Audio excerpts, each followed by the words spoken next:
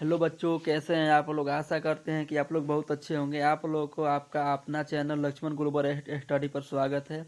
चलिए, इस वीडियो में हम लोग पढ़ेंगे क्लास 7 चैप्टर 3। उसका नाम है चैप्टर 3, इसका नाम है उष्मा। क्या नाम है? उष्मा। चैप्टर उष्मा को हम लोग पढ़ेंगे और इसको बहुत अच्छे तरीक़ा से हम लोग समझेंगे। और इसके बाद जब चैप्टर ख़त्म हो जाएगा तो इसके सभी प्रश्नों को हम लोग हल भी करेंगे। चलिए, हम लोग इस चैप्टर को चालू करते हैं और इस चैप्टर की को स्टार्ट करते हैं। वीडियो को लाइक कर दीजिए और अब कमेंट भी कीजिए। आप जानते हैं कि ऊनी वस्त्र जानतो रेशों से बनाए जाते हैं। यानी कि जो ऊनी वस्त्र होता है किससे बनाया जाता है? जंतु रेशों से बनाया जाता है। आप यह भी जानते हैं कि सूती वस्त्र पादप रेशों से बनाए जाते हैं। यानी जो सूती वस्त्र होता है वो पादप यानी पेड़ पौधों से बनाए जाते हैं, और ऊनी वस्त्र होता है वो जंतु रेशों से बनाए जाते हैं, जानतो रेशों से। हम शीतकाल में ऊनी वस्त्र पहनते हैं। हम शीतकाल में कैसा वस्त्र पहनते हैं? हम शीतकाल में ऊनी वस्त्र पहनते हैं, यानी ठंडी के मौसम में हम लोग ऊनी वस्त्र पहनते हैं जो हमें गर्म रखते हैं। ऊनी वस्त्र क्या करते हैं? गर्म रखते हैं। जब मौसम गर्म होता है तब हम हल्के रंग के सूती वस्त्र पहनना पसंद करते हैं। यानी गर्मी के समय में हम लोग सूती वस्त्र पहनना क्या करते हैं? पसंद करते हैं। ये हमें ठंडक का अनुभव कराते हैं। यह हमें क्या कराते हैं? ठंडक। आप यह जानने के लिए अवश्य ही उत्सुक होंगे कि किसी विशेष ऋतु के लिए विशेष प्रकार के वस्त्र ही क्यों उपयोग होते हैं। उपयोग होते हैं। शीतकाल में आप घर के अंदर ठंडा का अनुभव करते हैं। यानी शीतकाल यानी ठंडी में आप घर के अंदर क्या ठंडा का अनुभव करते हैं। यदि आप बाहर धूप में आए तो गर्मी का अनुभव करते हैं। यानी बाहर धूप में आएंगे तो किसका अनुभव करेंगे? गर्मी का अनुभव करेंगे ठंडी में। ग्रीष्म काल में तो आप घर के अंदर भी गर्मी का अनुभव करते हैं। और हम यह कैसे जान पाते हैं कि कोई वस्तु गर्म है अथवा ठंडी? यानी कि गर्मी के मौसम में हम लोग घर के अंदर भी गर्मी महसूस करते हैं। क्या हम लोग ये कैसे जान पाएंगे कि कोई वस्तु गर्म है अथवा ठंडी? हम कैसे पता लगाते हैं कि कोई वस्तु कितनी गर्म अथवा कितनी ठंडी है? इस अध्याय में हम इसी प्रकार के कुछ प्रश्नों का उत्तर जानने का प्रयास करेंगे। यानी कि कौन वस्तु गर्म है, कौन ठंडा, और इसको हम लोग कैसे पता लगाएंगे, यही जानने का क्या करेंगे? प्रयास। पहला है, दिया हुआ है 3.1 गर्म एवं ठंडा। क्या है? गर्म एवं ठंडा। अपने दैनिक जीवन में हम अनेक वस्तुओं के संपर्क में आते हैं। इनमें से कुछ गर्म और कुछ ठंडी होती है। यानी हम लोग बहुत वस्तु के संपर्क में आते हैं। वो क्या होता है? कुछ गर्म होता है, कुछ ठंडा। चाय गर्म और बर्फ कैसी होती है? ठंडी होती है। सारणी 3.1 में सामान्य उपयोग वस्तुओं की सूची दी गई है। इस सूची में कुछ नाम जोड़िए और इन वस्तुओं को गर्म और ठंडी के रूप में चिन्हित कीजिए। हम देखते हैं कि कुछ वस्तुएं ठंडी है जबकि कुछ गर्म। हम लोग जब किसी वस्तु को टच करते हैं, छूते हैं, तो कुछ वस्तु ठंडी होती है और कुछ वस्तु गर्म होती है। आप यह भी जानते हैं कि कुछ वस्तुएं दूसरी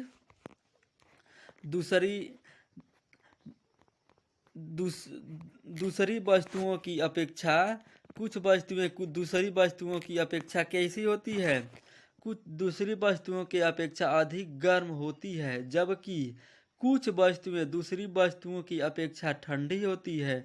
हम कैसे ज्ञात करते हैं कि कोई वस्तु दूसरी वस्तु की अपेक्षा अधिक गर्म? और प्रायः हम इसका पता कैसे वस्तुओं को स्पर्श कर से लगाते हैं, परंतु क्या हमारी स्पर्श इंद्रियां विश्वसनीय है?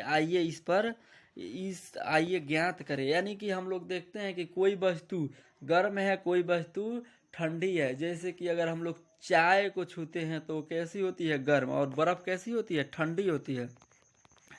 ये कोष्ठ में दिया हुआ है, इसको पढ़िए।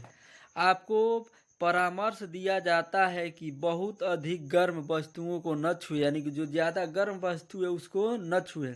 मोमबत्ती की ज्वाला अथवा स्टोव छूते समय सतर्क रहें, यानी कि जो मोमबत्ती का जो जलता हुआ भाग है, ज्वाला है, उसको नहीं छूना चाहिए, सतर्कता बरतनी चाहिए।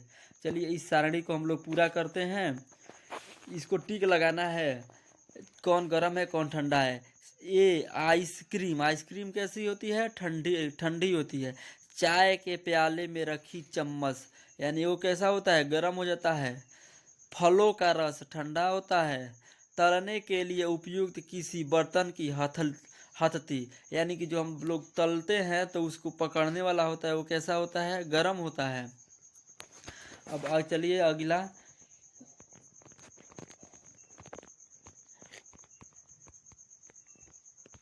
हम लोग पता लगाएंगे कि कोई वस्तु कैसे मालूम होगा कि गर्म है और कैसे मालूम होगा कि वो ठंडा है।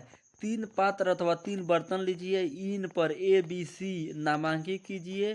पात्र ए में ठंडा पानी तथा पात्र बी में गर्म पानी लीजिए। कुछ ठंडा और कुछ गर्म पानी मिलाकर पात्र सी में डालिए। अब अपने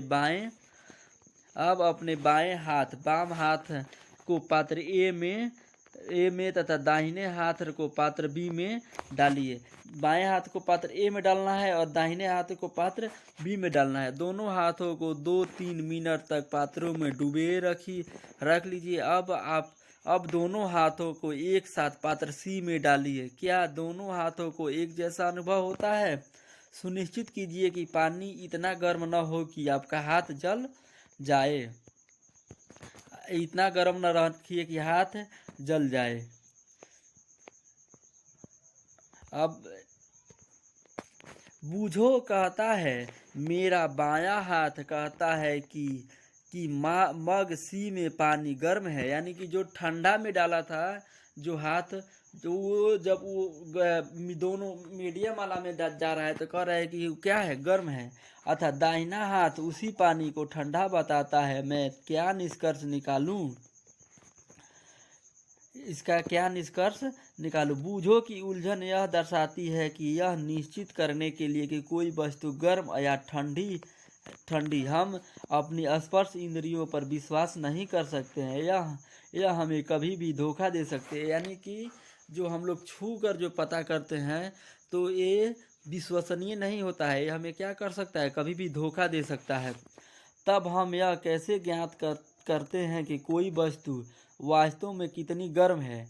किसी वस्तु की ऊष्मा, गर्मी की विश्वसनीय माप उसके ताप से की जाती है, यानी ताप से। ताप मापने के लिए उपयोग किए जाने वाले युक्ति तापमापी या थर्मामीटर कहते हैं। जिससे हम लोग ताप को मापते हैं उसको क्या कहते हैं, तापमापी, या अंग्रेजी में इसको थर्मामीटर कहते हैं।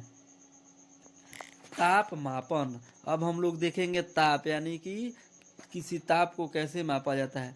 क्या आपने कोई तापमापी देखा है? यदि याद कीजिए कि जब भी आपको या आपके परिवार में किसी को बुखार चढ़ा था तो टेम्परेचर यानी ताप को थर्मामीटर यानी तापमापी से मापा गया था। यानी हम लोग को बुखार होता है तो किससे मापते हैं, थर्मामीटर। इसी को हिंदी में कहते हैं तापमापी से मापा गया था। जिस तापमापी से हम अपने शरीर के ताप को मापते हैं उसे डॉक्टरी थर्मामीटर कहते हैं। यानी जिससे हम लोग अपने शरीर का ताप मापते हैं उसे डॉक्टरी थर्मामीटर कहते हैं। किसी थर्मामीटर को अपने हाथ में पकड़िए तथा इसका ध्यानपूर्वक पर्यवेक्षण कीजिए। यदि आपके पास थर्मामीटर नहीं है तो अपने मित्र के साथ सम्मिलित हो जाइए और डॉक्टरी थर्मामीटर चित्र 3.2 में दर्शाए हुए अनुसार दिखाई देता है। देखिए, यही है डॉक्टरी थर्मामीटर। क्या है? यही है डॉक्टरी थर्मामीटर। जो एक कौन है, डॉक्टरी थर्मामीटर है, जिससे हम लोग का टेम्परेचर मापा जाता है। इसमें 35 डिग्री से लेकर 42 डिग्री तक 42 डिग्री सेल्सियस तक लिखा होता है, अंकित होता है। डॉक्टरी थर्मामीटर में एक लंबी बारीक तथा एक सामान्य व्यास की कांच की एक नली होती है। देखिए एक लंबी होती है नली, अब बीच में देखिए बीच में एक समान व्यास एक ही मोटाई की एक क्या है, एक नली है, नली होती है। इसके एक सिरे पर बल्ब होता है। देखिए एक सिरा है, इस पर क्या लगा हुआ है, बल्ब लगा हुआ है। एक सिरे पर बल्ब लगा हुआ है, ये सिरा क्या है, बल्ब लगा होता है। बल्ब में पारा भरा होता है और इस बल्ब में क्या भरा होता है, पारा भरा होता है। इसके यहीं से प्रश्न में पूछ देता है कि डॉक्टरी थर्मामीटर में क्या भरा होता है, तो पारा। बल्ब के बाहर नली में पारे की एक पतली चमकीली धारी देखी जा सकती है। और देखिए इस पारा ही जब जितना बुखार रहता है, ये पारा क्या होता है, चढ़ते जाता है। यदि पारे की यह धारी आपको दिखाई न दे तो थर्मामीटर को थोड़ा सा घुमाइए और जब तक कि आपको उसमें धारी दिखाई न देने लगे, थर्मामीटर पर आपको ताप मापने का एक मापक्रम स्केल भी दिखाई देगा। उपयोग किए जाने वाले इस प्रक्रम में सेल्सियस स्केल है, जिसे सी से दर्शाया जाता है। देखिए जो इसमें जो अंकित होता है, इस सेल्सियस में अंकित होता है, किसमें, सेल्सियस में। और सेल्सियस को किससे दिखाया जाता है, सी से दर्शाया जाता है। बूझो दुविधा में है कि चित्र 3.2 में दर्शाए दो मापक्रमों में से वह किसे पढ़े।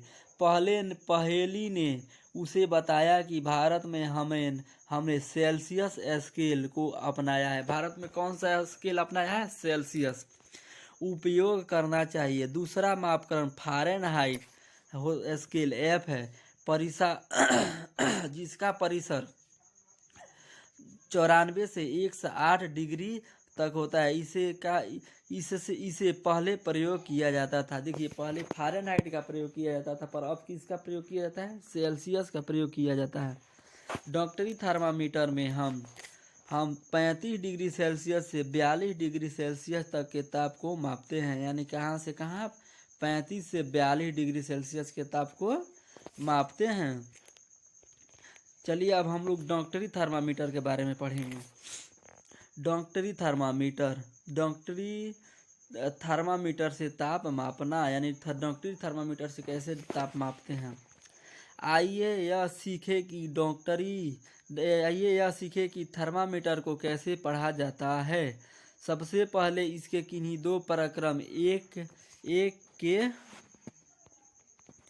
के बाद एक बड़े चिन्ह द्वारा निरूपित ताप के अंतर को नोट कीजिए और इन दोनों चिन्हों के बीच भागों की संख्या छोटे छोटे दर्शाए गए हैं तो को नोट कीजिए। मान लीजिए कि दो बड़े चिन्हों के बीच 1 डिग्री का अंतर है तथा इन चिन्हों के बीच 5 भाग है, तब एक छोटा भाग का मान 1/5 सेल्सियस अर्थात 0.2 सेल्सियस होता है।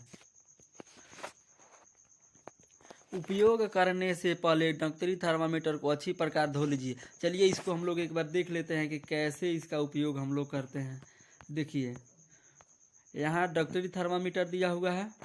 देखिए यहाँ अगर हम लोग देखते हैं तो 37 डिग्री से 38 डिग्री के बीच में इसमें टोटल 10 लाइन होता है और एक इसमें 5 वाला थोड़ा लाइन बड़ा होता है और इधर 5 होता है और इधर 5 होता है। तो एक जो छोटा वाला लाइन है वो 0.2 डिग्री सेल्सियस को क्या करता है, दर्शाता है। चलिए इसी तरह हम लोग को देखना होता है तो निकाल लेते हैं। अब हम लोग पढ़ते हैं इसका उपयोग कैसे उपयोग किया जाता है। डॉक्टरी थर्मामीटर का उपयोग कैसे किया जाता है। उपयोग करने से पहले डॉक्टरी थर्मामीटर को अच्छी प्रकार से धो लीजिए। धोने के लिए किसी प्रतिरोधी या रोगाणुरोधक घोल का उपयोग करना सुनिश्चित करता है।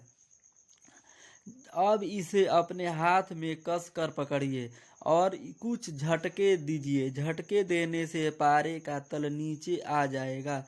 सुनिश्चित कीजिए कि यह 35 डिग्री के नीचे, यानी जो पारा है 35 डिग्री के नीचे आ गया कि नहीं। अब थर्मामीटर के बल्ब को अपनी जीभ के नीचे रखिए। जो थर्मामीटर का ये बल्ब होता है इसको कहाँ रखना है? जीभ के नीचे रखिए। 1 मिनट के पश्चात थर्मामीटर को बाहर निकालिए और उसका पाठ्यांक नोट कीजिए। और यह आपके शरीर का ताप है। ताप को सदैव इसके मात्रक सेल्सियस, किसमें? सेल्सियस के साथ व्यक्त करना चाहिए। ताप को किस में व्यक्त करना चाहिए? सेल्सियस। आपने अपने शरीर का ताप कितना नोट किया? मानव शरीर का सामान्य ताप 37 डिग्री सेल्सियस है। ध्यान दीजिए कि ताप को इसके मात्रक के साथ व्यक्त किया गया, यानी कि कभी ताप को लिखा जाता है तो उसके मात्रक, यानी मात्रक क्या हो गया? सेल्सियस हो गया, इसके साथ ही लिखा जाता है। पहेली ने अपने शरीर का ताप मापा। वह चिंतित हो गई क्योंकि यह ठीक है 37 डिग्री सेल्सियस नहीं था। उसका तापमान 37 डिग्री सेल्सियस से अधिक या कम होगा। आइए पहेली को विश्वास दिलाएं कि उसके साथ कोई समस्या नहीं है। डॉक्टरी थर्मामीटर की सहायता से अपने कुछ मित्रों, कम से कम 10 के शरीर का ताप मापिए और अपने प्रेक्षणों की सारणी 3.2 में अंकित कीजिए। देखिए 10 बच्चों का मापना है ताप, और इस सारणी में क्या करना है? नाम लिखना है और इधर टेम्परेचर लिखना है कि कितना आया है। डॉक्टरी थर्मामीटर उपयोग करने के लिए आवश्यक सावधानियाँ। डॉक्टरी थर्मामीटर अगर हम लोग उपयोग करते हैं तो क्या क्या सावधानियाँ बरतनी चाहिए? ए, थर्मामीटर को उपयोग करने से पहले उपयोग के पश्चात धोना चाहिए। धोने के लिए किसी प्रतिरोधी या एंटीसेप्टिक घोल का उपयोग अच्छा रहता है। सुनिश्चित कीजिए कि उपयोग से पहले पारे का तल 35 डिग्री से नीचे हो। थर्मामीटर को परख करते समय पारे का तल दृष्टि रेखा की सीधी में होनी चाहिए। थर्मामीटर का सावधानी पूर्वक उपयोग कीजिए। किसी कठोर वस्तु से टकराने पर यह टूट सकता है। थर्मामीटर का उपयोग करते समय इसे बल्ब से नहीं पकड़ना चाहिए। इसको कैसे? बल्ब से नहीं पकड़ना चाहिए, इसके पीछे वाले हिस्सा से पकड़ना चाहिए।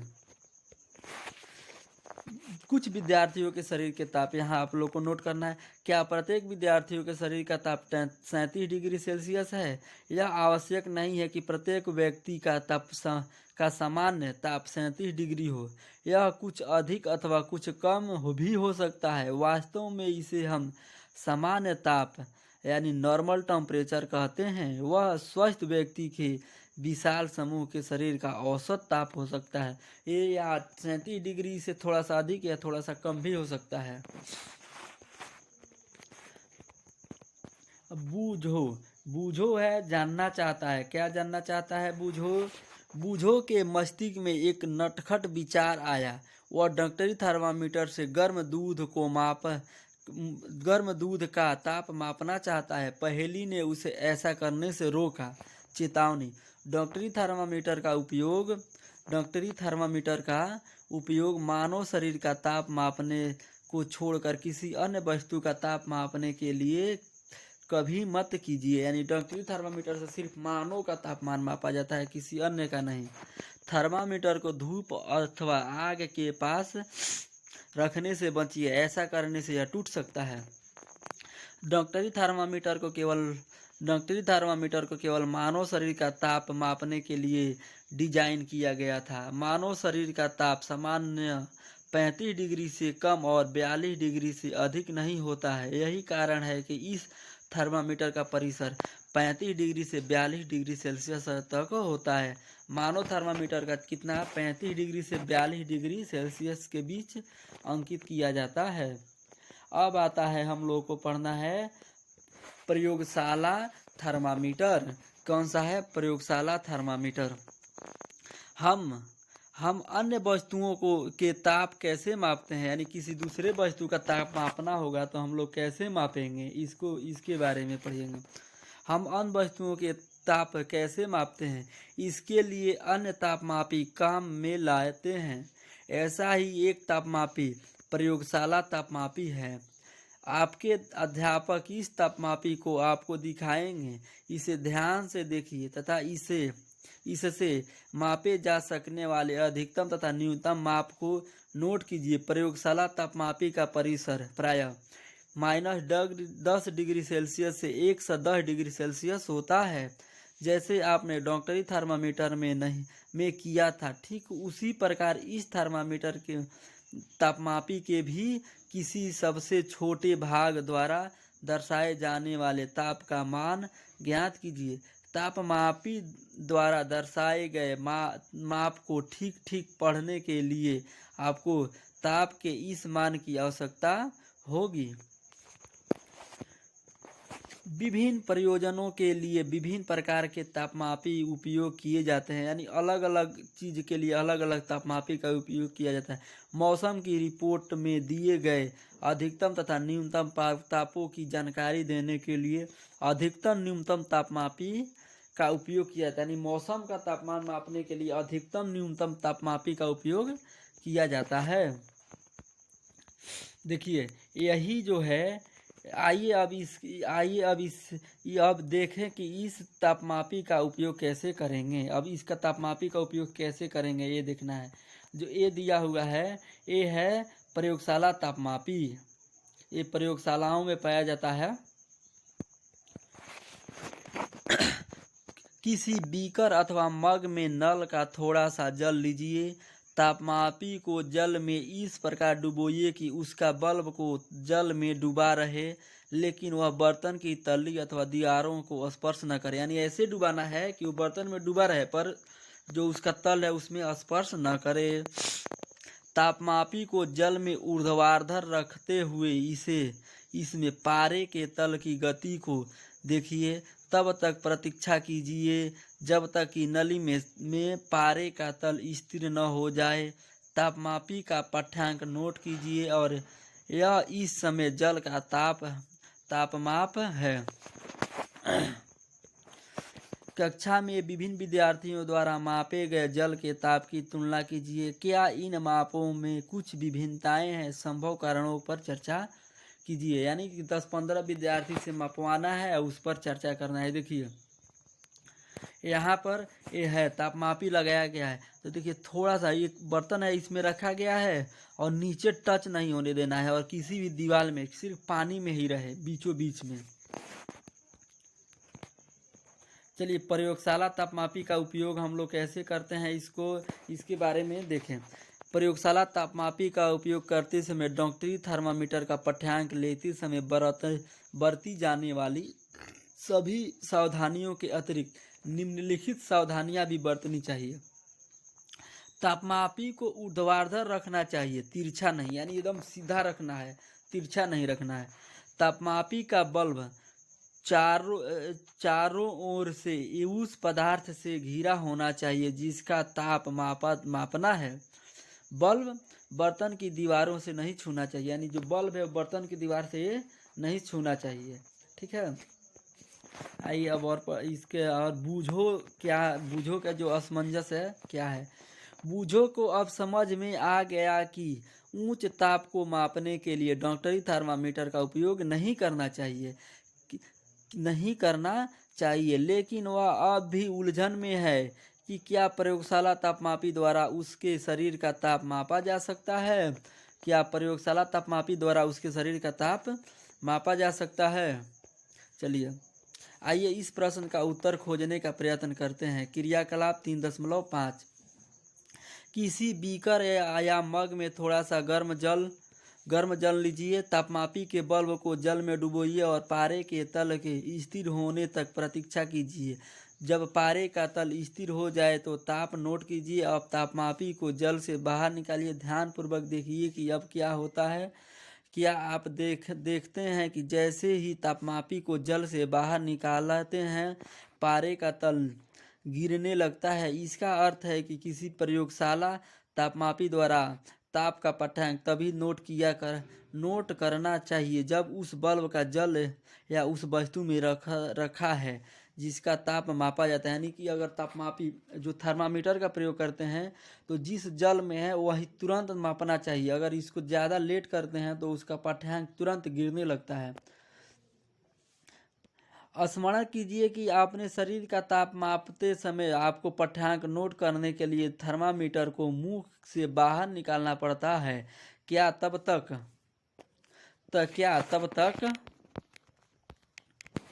क्या तब तक आप प्रयोगशाला तापमापी को अपने शरीर का ताप मापने के लिए उपयोग कर सकते हैं? स्पष्ट है कि प्रयोगशाला तापमापी का उपयोग इस प्रयोजन के लिए सुविधाजनक नहीं है। यानी कि प्रयोगशाला तापमापी से हम लोग अपने शरीर का ताप नहीं माप सकते हैं। डॉक्टरी थर्मामीटर को मुंह से बाहर निकालने पर पारे का तल नीचे या ऊपर नहीं होता है, वो बहुत जल्दी नहीं गिरता है। किसी डॉक्टरी थर्मामीटर का फिर से परीक्षण कीजिए। और क्या आप बल्ब के पास कोई बिंगल या किंग देखते हैं? देखिए, एक यह पतला सा लाइन है, यही क्या है? बिंगल या किंग है। डॉक्टरी थर्मामीटर में एक विभंग होता है। विभंग का क्या लाभ है? यह पारे के तल को अपने अपने आप नीचे गिरने से रोकता है। यही जो होता है, जो पारे का तल होता है, तुरंत गिरने से रोकता है। बूझो यह जानने के लिए उत्सुक है कि जब तापमापी का बल्ब किसी वस्तु के संपर्क में आता है तो पारे के तल में परिवर्तन क्यों होता है?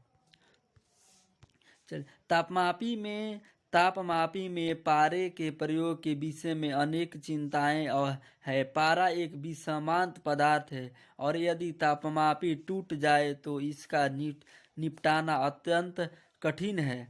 और आजकल अंकीय तापमापी यानी डिजिटल थर्मामीटर उपलब्ध है जिसमें पारे का उपयोग नहीं होता है। यानी ये जो थर्मामीटर है एक ऐसा है, डिजिटल थर्मामीटर है, इसमें पारे का उपयोग नहीं होता है। 3.4 ऊष्मा का स्थानांतरण। देखिए, ये हम लोग ये इसके वीडियो पार्ट 1 है ये, और जो अगला पार्ट 2 बनेगा उसमें हम लोग पढ़ेंगे, यहीं से आगे पढ़ेंगे ऊष्मा का स्थानांतरण से पढ़ेंगे। थैंक यू पूरे वीडियो देखने के लिए। अगर वीडियो अच्छा लगे तो लाइक कीजिए तथा अपने दोस्तों के साथ शेयर कीजिए।